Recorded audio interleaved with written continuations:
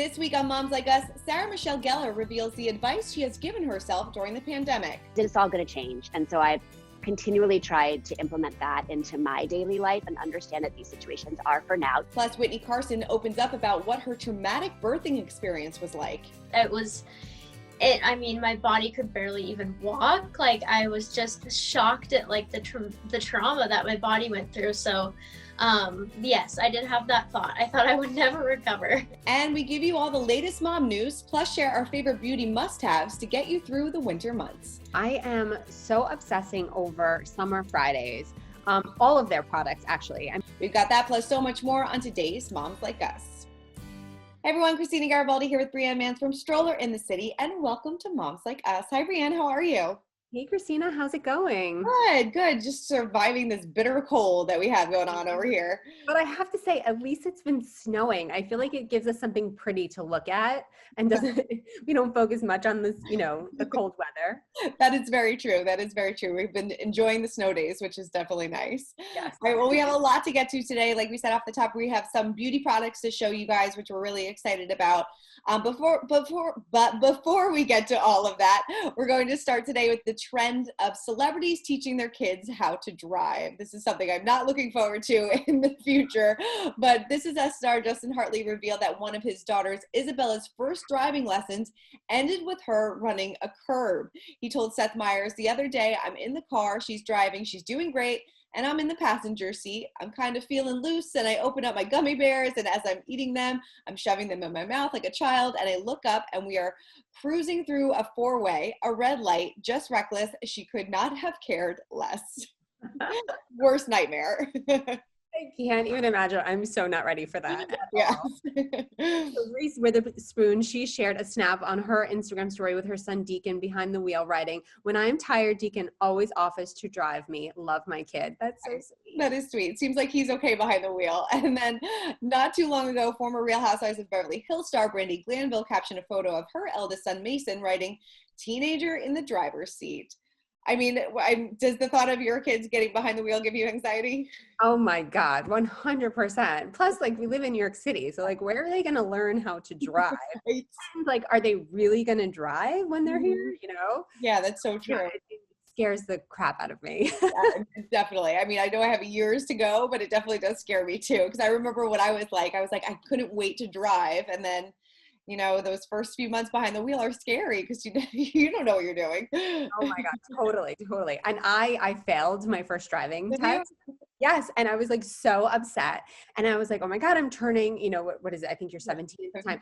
I'm turning 17. Like, I need to have my license before my birthday. So there were no appointments available. And my dad made an appointment upstate, like in Rockland County. We had to sleep at a hotel the night before so I can take my test so I can have it before my birthday. Oh my God, I love that so much. Dads will go to the greatest lengths, right? Exactly. Totally. All right, well, let's get to our celeb mom and dad news of the week.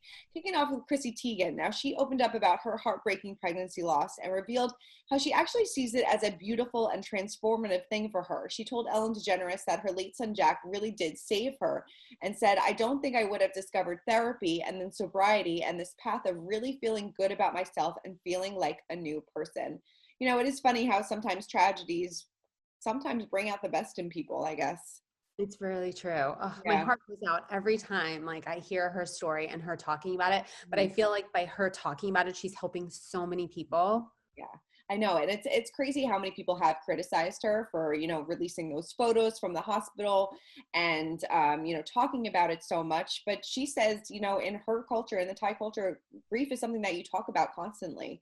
And, this really helped her being so open and honest. And there's so many other people that are going through the same thing. And she even said, I heard these stories before, but I never thought it was going to be me. Mm-hmm. And it proves that no matter who you are, it could happen to. It's so scary. So scary. I know, me too. It really does. So Hill star Whitney Port, she also opened up about her recent miscarriage, revealing that she had a DNC procedure which determined the baby had a chromosomal issue. She said, so the baby was not going to be healthy, and I felt like in that way I had a little bit of closure, that it wasn't meant to be at this time. She said, I think that it's sometimes one of the first things that we think about when stuff happens to us, especially as women, and being such harsh critics on ourselves. Like, was there something I could have done differently to make it not happen? And then you realize, no, this is something you have no control over, and you need to immediately release that part. Yeah. You know, I mean, how hard is it, like, not to question every single thing you did? Like, I mean, I question it now. Yeah. Like, even like with my kids, and, you know, did I eat something, you know, while I was pregnant? Did I eat something wrong? You know what I mean? Like, I don't know. You just question everything. You literally question everything from the moment you're pregnant to the moment they probably leave for college. And even after that, like, you literally question every single thing. And you feel so bad for Whitney because this was her second miscarriage. You know, she's been trying for a second child for quite some time. And yeah, like, you're like, why does this keep happening to me? But you have to realize it's not what you're doing. It's just, unfortunately, it was a chromosomal issue. So there was something wrong with the baby, as heartbreaking as it is. Oh, so sad. Oh, so sad. All right, well, let's move on to some, not so happier news, I guess. Well, Kelly Clarkson and Khloe Kardashian took some time out this week to bond about co-parenting. Well, Kelly said that things have been actually really tough with her and her ex Brandon Blackstock because they are in totally different places. She said they both agree on the main things, but it's hard when they're not together all the time. She said, as for Khloe, she said that co-parenting with Tristan has actually been pretty great, and they are back together. She told Kelly that Tristan really trusts me as a mom and knows I'm always going to do the right thing for True. So he really doesn't tell me no a lot of the times. And she's grateful for that. She says, I think as moms, we sort of feel like we have the right and know what we're doing with our kids. I mean, that's got to be really tough for Kelly, you know, 'cause I think they're co-parenting in almost different states too. I think he's living in Montana. She's living in Los Angeles. So I don't even know how that works. I know. And then in the age of COVID, on top of that, I can't even imagine like what is going, you know, how they're doing it. And it must be really hard for the kids too. Oh, totally. And this divorce is getting kind of nasty with some legal battles and things like that. So it's just, and you know, her kid, I mean, they're still young, but they'll eventually be at the age where they'll be able to see all of this play out in the press too. And it's just, it's really hard for the kids. I can't imagine. Yeah, I know. Oh. So moving on, pregnant Lauren Burnham attended her anatomy scan alone on February 8th, and husband Ari Leinadek was not happy about it. He wrote on Instagram, sitting in this parking lot while Lauren is getting the anatomy scan. In my opinion, it's BS. Husbands aren't allowed. Just doesn't make sense. Every doctor has their own set of rules. There is just no consistency. Men are honestly being discriminated against. We should have the right to see our own babies. The Bachelor alum called his absence effing ridiculous, concluding, you can pack a stadium full of people, fill airplanes, but I can't watch a monitor from 6 feet away. I mean, he's got a point. Yeah, I think he does have a point. Yeah, I mean, I know other people that have gone for their anatomy scans, and husbands are allowed to go into that. They aren't allowed to go into the regular doctor's office for regular checkups, but for big things, they can definitely go in. So yes, I agree with him that there really is no consistency. And like you said, he does have a point. You know, 25,000 people can be in a stadium, but you can't sit, you know, on the opposite side of the room and watch your wife go through an anatomy scan. That's got to be really hard. Totally right. I mean, especially after I just watched the Super Bowl on Sunday. Right. I was like appalled, and yeah.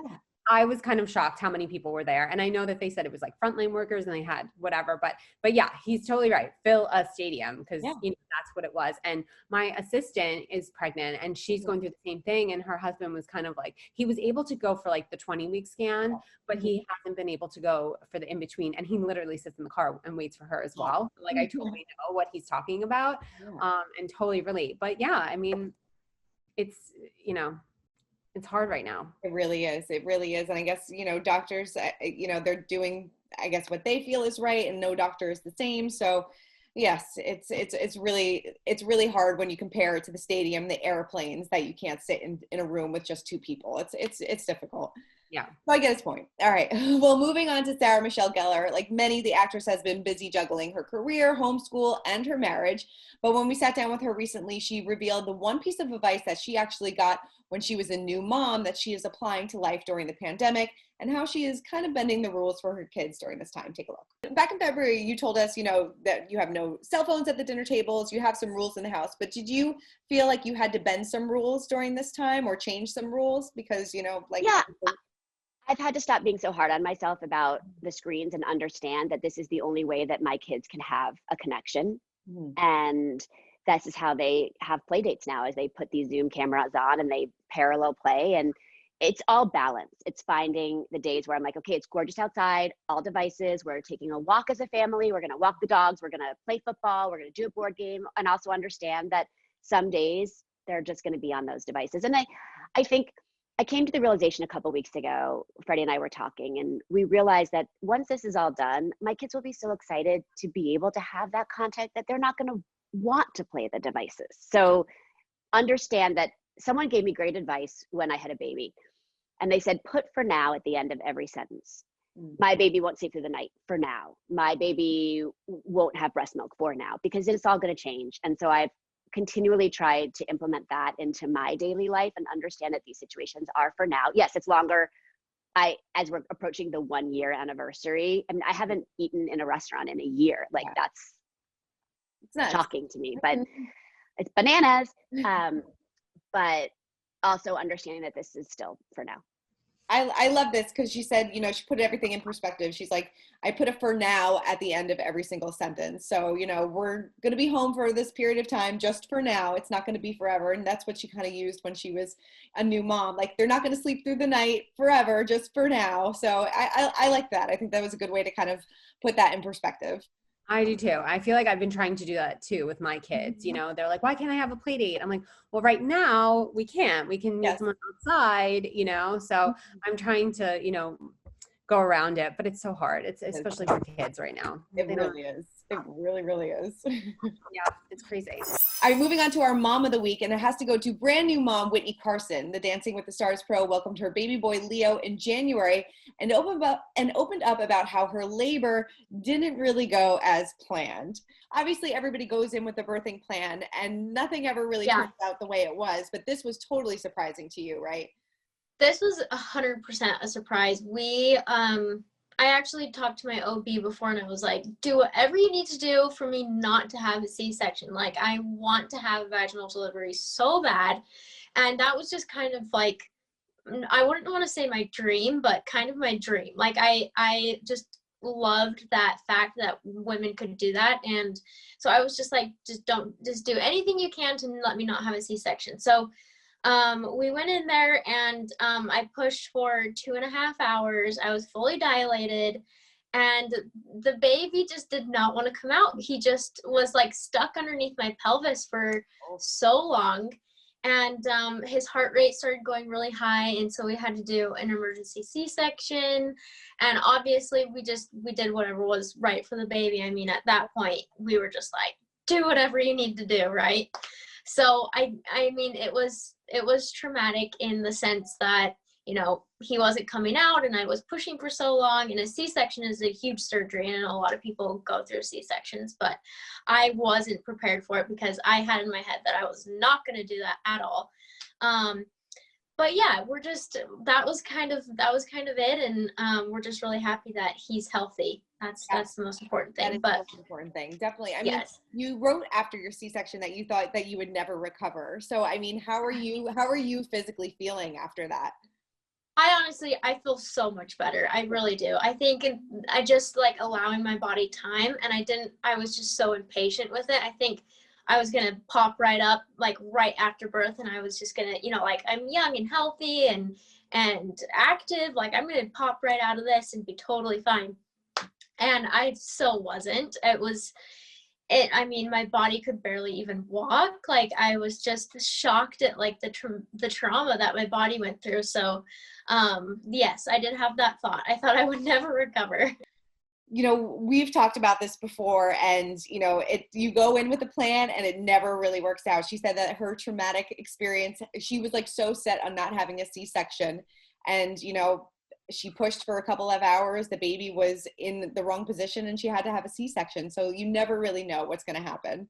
No, the only outcome that you want to expect is just a healthy baby at the end. Like that is it. And I feel like you just need to keep your expectations low.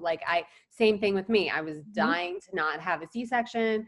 I had one the first time. I was trying not for the second, and I had one. And at least I had a healthy baby at the end. That's all you have to. All that matters. Totally. All that matters. All right. Well, I'm looking forward to this story because there's a lot to talk about with this. Oh my God, there's so much.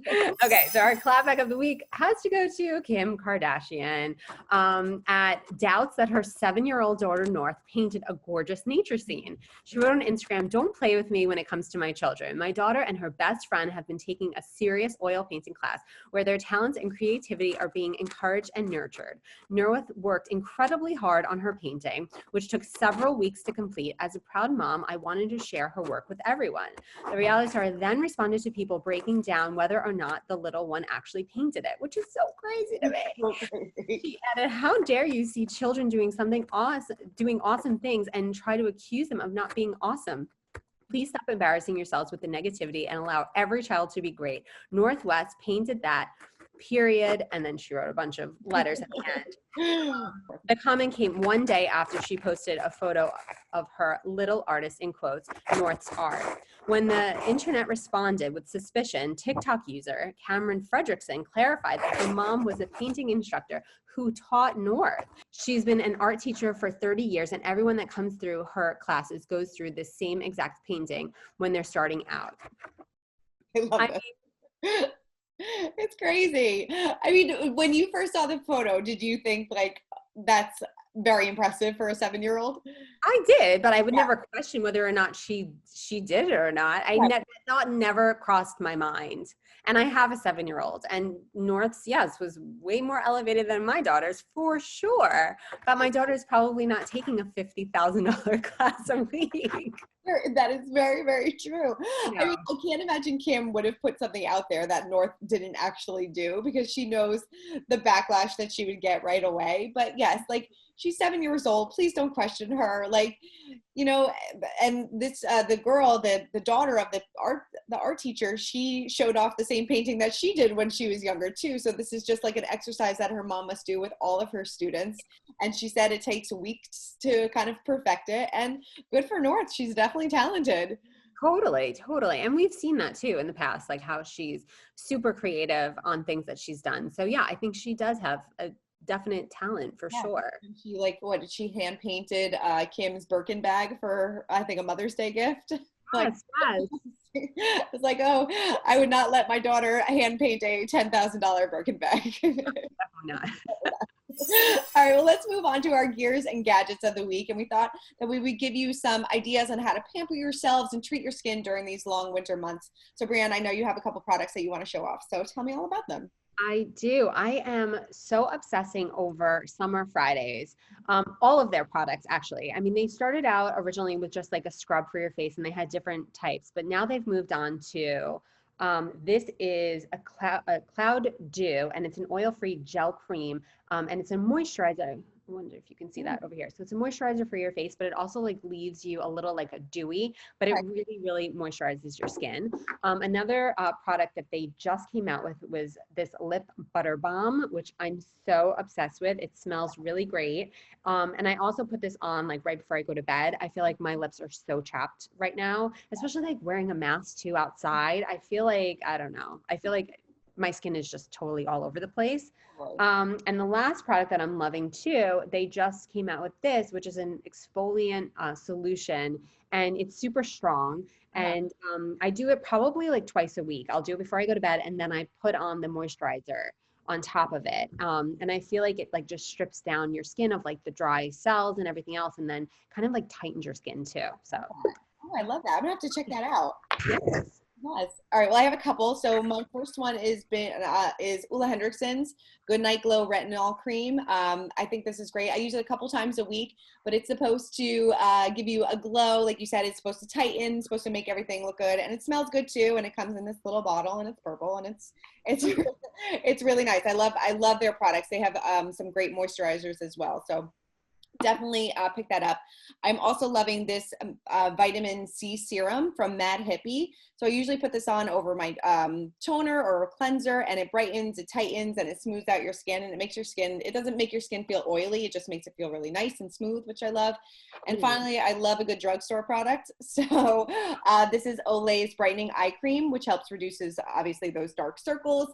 And even though it's a very little bottle, it definitely goes a long way. I've had this for probably like 6 months. So it lasts a really long time. So just some ideas for some ways to pamper yourselves during these times. Yes, because we need it more than ever right now. We definitely do. Well, Brianne, thank you so much. Always such a pleasure. Yes, thank you, Christina. All right. Well, everybody have a great week, and make sure to check back every Thursday on Us YouTube channel for moms like us. Keep commenting, keep subscribing, and we will see you guys next week. Yes. Bye, guys.